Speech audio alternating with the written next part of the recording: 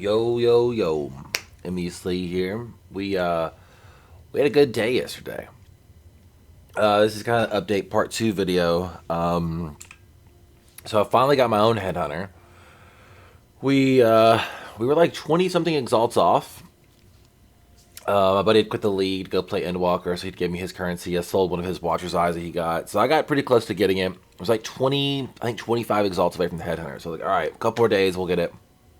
And I went and did Cirrus on this build actually. Killed Cirrus, dropped an Awakened Spell Echo in another item. I think it was like what's the thing? A Watchstone or something. And then I sold the Awakened Spell Echo for 9 exalts. And then my guildmate loaned me the rest of the money to get a Headhunter. I then farmed the money back to pay him back. And I was like, all right, all paid back. I don't owe anyone money. I've got my own Headhunter. Time to blast. And yesterday, hanging out in Discord with Crouching Tuna and Elishar, Tuna was streaming. We're just in there chilling. I was running a Scourge map. I had Scourged a map. It was Spider Forest, and it had like, I think it was maps and Legion splinters. And I did a Legion in the Scourge in the bottom left of the map, and I saw a leather belt drop. And I was like, no big deal. It's just a leather belt. I've been seeing them all day because I've been quant farming on my Magic Find character. And I said to myself, I think I even said it out loud, oh, look, a leather belt. It's going to be a headhunter. And I hovered over it, and sure enough, it was an unidentified leather headhunter. And I've never dropped a headhunter. I've gotten one from a divination card set, like the Wretched set in Ritual League. But this was a pure, straight, unidentified leather belt headhunter drop. And I freaked out. I got a picture. I'll put the picture in the description. And I quit playing my character. I died. A volatile killed me. I went back, I got it, and then I was just screaming in this Discord while he's streaming. So if you were watching Tuna stream yesterday, you probably saw it or heard it. And then sold the Headhunter for 107 exalts. Crazy. I then fixed my chest to get T1 spell crit. I failed getting T1 spell crit 7 times. To put that in perspective, how much that cost, it was 38 exalts. So you have to craft, prefixes can't be changed, scour, multi-mod, prefixes can't be changed, life, reforged caster. And it hit tier 2 crit 6 times. The first time the chest hits as well, so that's 7 total. I failed 6 50-50s in a row. Oh, that hurt. That hurt. But it's T1. We got there. And I got my Fire and Chaos res on it, and so it's done. So we finished the chest. I'm going to leave that chest as is for now. I'm happy with it. With some of the money, I bought this ring. Increased cold damage, LE weakness, and Herald of Purity increased buff effect. It increased fizz and Herald of Purity. Since I was running LE weakness in my active setup, and then I had Frostbite on my ring, I swapped them. I now have Frostbite here and LE weakness here. This allows me to have an explosion while mapping without having to cast Stormbrand. Alright, so I got this ring from a guildmate. He dropped it. Has increased area of effect on it, which is just fantastic for me. A lot of res, a lot of life. The physics, whatever. I bought this amulet yesterday. This is +1/+1. Some res, some crit chance, some life. And I allocated the power charge again. Being that we are a spell, of course, one of the best ways to scale a spell is by gym level. So, currently sitting on a, where is it? It's this one. 23 Valblade Vortex. I'm leveling a whole bunch of them. I'm going to flip those, so they'll be level 1, 20 quality, re-level them all again. And in the 2020, I'm going to buy 6 double corrupt gym rooms. I think it's the Doriani's Institute, or Mechanary, whatever it's called. And I'll give those a go. Best case scenario, we walk out with a 21-23 Valblade Vortex. Worst case scenario, they all just brick. But the gyms are selling for a pretty penny because a lot of people are starting to play the build, which is exciting. It's exciting. Then some good stuff I changed in the tree. Redid the tree a little bit. I dropped all this area here. So we picked up a large cluster. This allowed me to get Doriani's Lesson, which I believe is elemental damage, leeches life, increased Ellie. Blanketed Snow, your damage penetrates cold resistance against chilled enemies. Well, we chill.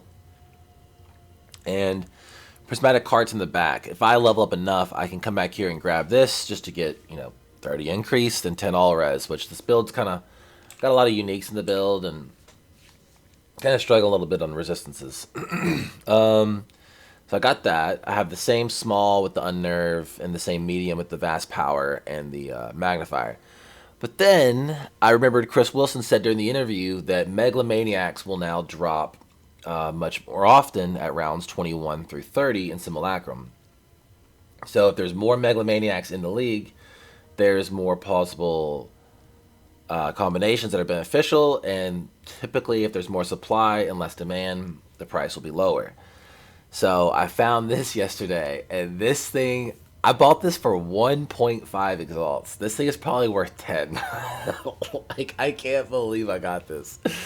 Okay, so Agent of Destruction, 10% chance to freeze, shock, and ignite while affected by Herald. Well, I'm affected by Herald. That allows me to have Ignite in the build, which means I can use Cinder Swallow.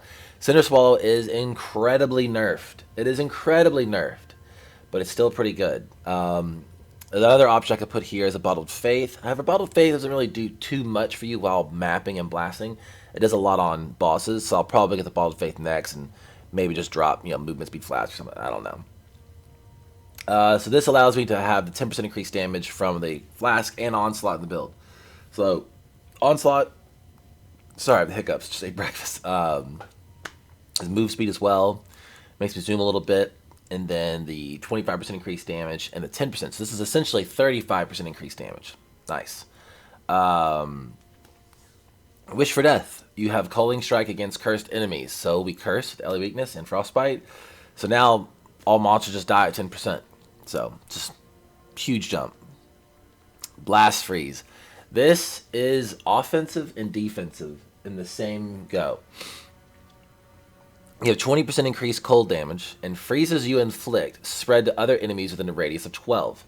So how you most notice this is, say there's 2 packs of mobs, and you kill the first pack, and the back of the first pack is right next to the other ones. If you don't chain and explode them, you will now chain and freeze them. So as you walk up to them, they will be frozen sitting there, and you hadn't hit them yet because the AoE spread. And then as you Blade Vortex through them, they're just sitting still, then they die, and so on and so on. So I noticed it's just larger shatters. Most notably in Toxic Sewers and really confined maps or alleyways, I notice now it's just chaining down the damn hallway. So this is good. You can get this on, I believe, a medium with a Megalo, and I think a large, and maybe a medium on its own. I'm not 100% sure on that. But even just getting this by itself would be great. So the build jumped up a lot in damage now. A lot. The spell crit was huge. We'll probably throw some divines at this till it's perfect. And then we'll divine this till it's perfect. But next up for me is Helmet. I do have a fire res issue as it's my lowest res. You can see here 87.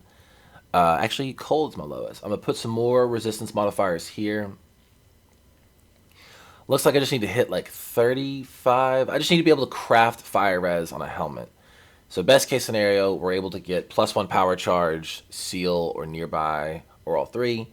I do have an I-86 Archdemon, I-86 Archdemon crown that I would like to make an 8-link helm on eventually, and change things up then. But that's probably way down the line when I have a bunch of currency to throw at it. So for those of you who are asking in my comments how I got a HeadHunter, one of my guildmates played early in the league, went super deep in Delve, and he quit to go play Final Fantasy XIV Endwalker.